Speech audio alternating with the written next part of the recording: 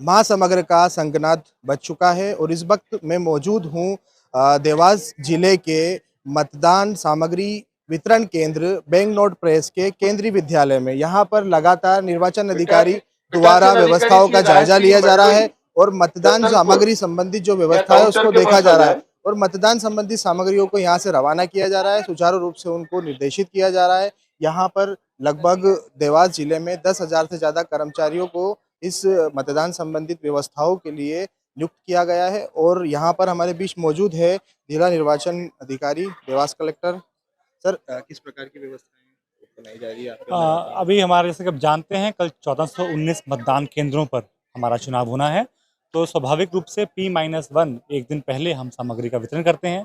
देवास जिले में इस बार कुछ चेंजेस किए गए हैं। जैसा सबसे पहला काम डिसेंट्रलाइज्ड वे में सामग्री का वितरण हो रहा है।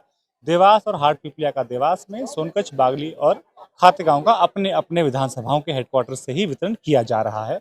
लगभग 350 बसेस का अधिग्रहण किया गया है, जिसमें आज सुबह 5:30 बजे से ही पोलिंग पार्टीज आना चालू हो गई थी। सुबह ऑब्जर्वर्स की उपस्थिति में और पोलिंग पार्टीज की पॉलिटिकल पार्टीज की उपस्थिति में स्ट्रांग रूम्स खोले गए हैं और ईवीएम्स का वितरण किया गया है।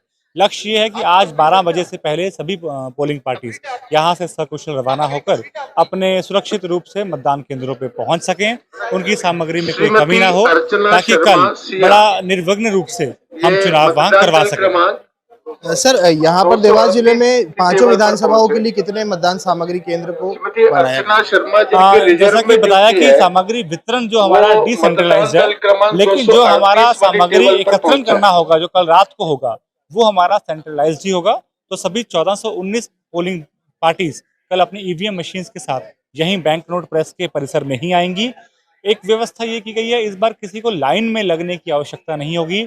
जिस प्रकार से टेबल पर बैठ के वितरण किया गया है, उसी प्रकार से टेबल पर बैठकर ही सामग्री की प्राप्ति कल की जाएगी। मतदाता जागरूकता के लिए और लगातार ज्यादा से ज्यादा मतदान के लिए कुछ आदर्श केंद्र भी बनाए गए हैं। डेफिनेटली मतदाताओं की जागरूकता के लिए हमने वैसे तो एश्योर्ड मिनिमम फैसिलिटी प्रत्येक पोलिंग बूथ पे रखी है, लेकिन उसके अलावा भी कुछ हमने आदर्श मतदान केंद्र बनाए हैं, कुछ सखी मतदान केंद्र जिसको आम भाषा में पिंक पोलिंग बूथ कहा जाता है, और हमने एक दिव्यांग जनों को प्रमोट करने के लिए कि वो भी इलेक्टोरल प्रोसेस का हिस्सा बने, एक दिव्यांग मतदान केंद्र भी बनाया है।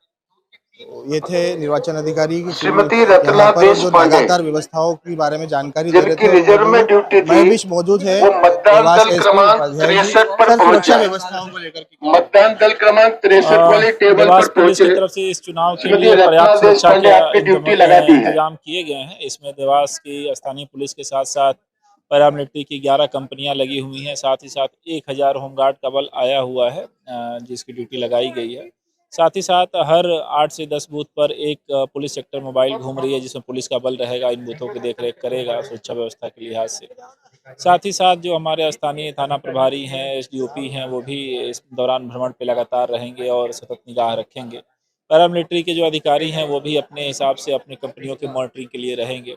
जो हमारे यहाँ क्रिटिकल बूथ चिन्हित किए गए हैं, क्रिटिकल बूथ पे हाफ सेक्शन सामग्री प्राप्त कर ली है, वीडियोग्राफर और वेबकास्टिंग की व्यवस्था की गई है। ओवरऑल एक चाक चौबंद व्यवस्था की सभी सेक्टर अधिकारी अपने अपने दल जिन्होंने सामग्री प्राप्त कर ली है व्यवस्था के लिए शिकायतों के लिए भी आपकी यहाँ शिकायतों के निस्तारण के लिए भी हैं, क्योंकि हमारी टीमें लगातार रहेंगी सतत भ्रमण में, तो कहीं से भी कहीं कोई शिकायत मिलती है या कोई ऐसी स्थिति मिलती है जहां इंटरवेन करने की आवश्यकता है, तो तत्काल हमारी टीमें मूव करेंगी और उसको देखेंगे। तो ये थे देवास एसपी संपत उपाध्याय जी, जिन्होंने सुरक्षा व्यवस्थाओं के बारे में हमें विस्तृत से जानकारी बताई है और ये जो निर्वाचन व्यवस्था है उसको लेकर के IBC 24 की खास रिपोर्ट में मैं मोहनीश वर्मा और सभी मतदाताओं से मेरा बस यही एक निवेदन है कि ज़्यादा से ज़्यादा घरों से निकले और मतदान ज़्यादा से ज़्यादा करें और ये लोकतंत्र का जो पर्व है इसको बहुत अच्छे से मनाएं। Thank you.